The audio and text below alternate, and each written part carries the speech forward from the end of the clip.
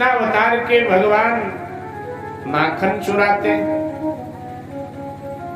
अब सुखदेव जी को लगा कि सीधे ही माखन चोरी की कथा में सुनाऊं परीक्षित को, और इसको लगे कि जब भगवान चोरी करते हैं तो हम चोरी करें तो क्या बुरा है, तो इसका उद्धार नहीं होगा। भगवान में दोष दर्शन करेगा, उद्धार नहीं होगा। अब भगवान श्री कृष्ण माखन तो चुराते हैं। ध्यान दीजिए, आजकल के कई लोग ऐसा ही अर्थ करते हैं कि भगवान भी तो चोरी करते हैं, लेकिन ध्यान देना, भगवान ने माखन चुराया तो छुपाया नहीं, लिखा गया। भगवान ने माखन चुराया तो भागवत इतनी बड़ी लिखी गई, और तुम किसी हलवाई के दुकान से लड्डू चुरा करके भागो, डंडा लेके लोग पीछे दौड़ेंगे, कहेंगे भागवत। पता चल जाएगा तुम्हारे चोरी में और भगवान की चोरी में अंतर क्या है। भगवान श्री कृष्ण रास लीला करते हैं, पर स्त्रियों के कंधे पर हाथ रख करके नाचते हैं, दूसरों के स्त्रियों के कंधे पे हाथ रखकर ठुमका लगाते हैं। अब अगर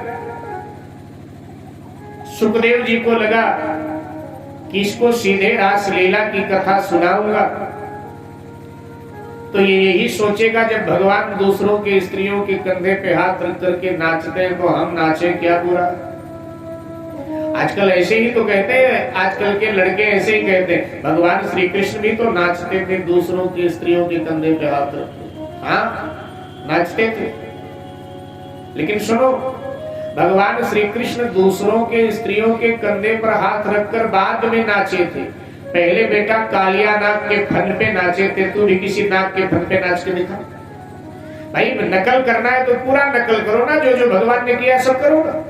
तू भी पहले किसी नाग के फन पे नाच के दिखा। अगर जिंदा बच जाना तो दूसरों के स्त्रियों के कंधे पे हाथ रख के नाचना।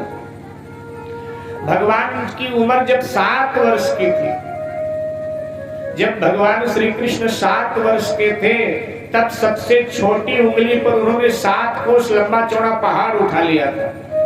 गिरिराज गोवर्धन को एक उंगली पर टांग दिया उठा करके, और तुमसे अटैची नहीं उठती है, कुली कुली चिल्लाते हो और चले हो बराबरी करने भगवान की।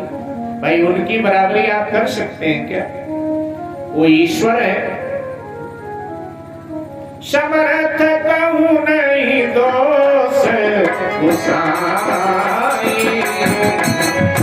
समर्थ को नहीं दोष गुसाई। रवि पावक सुरसरी आई, रवि पावक सुरसरी